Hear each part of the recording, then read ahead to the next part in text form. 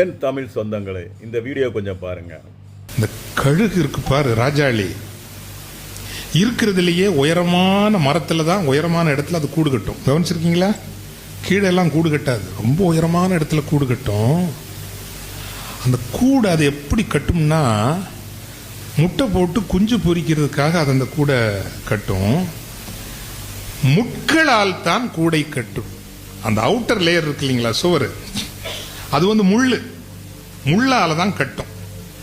ஆனால் முட்களால் அந்த கூட்டை கட்டிய பிறகு உள்ளுக்குள் ஒரு படுக்கையை செய்யுமா. அது எப்படி படுக்கைன்னா, தன்னுடைய இறக்கைகளுக்கு அடியில் இருக்கக்கூடியது ஃபைனஸ்ட் ஆஃப் ஃபெதர்ஸ் இருக்குல்ல, முடியிலேயே ரொம்ப ரொம்ப மிகவும் மிருதுவான முடியை தன் அலகுகளால் கொத்தி எடுத்து அந்த படுக்கையை அது செய்யும். செய்துதான் முட்டையிடும், குஞ்சு பொரிக்கும்.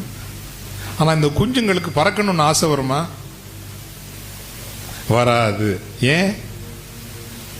இந்த படுக்கை ரொம்ப சுகமா இருக்கு, அவ்வளவு இதம், அவ்வளவு வெதுவெதுப்பு. இறக்கைகளை தூக்காதான் இந்த குஞ்சுங்க, அப்படியே ஜாலியா அப்படியே இந்த இறக்கைகளை தூக்காமலேயே உள்ள உட்கார்ந்து இருக்குமா. ஆனால் ஒரு ராஜாளியினுடைய பெருமிதம் எங்கிருந்து வருகிறது?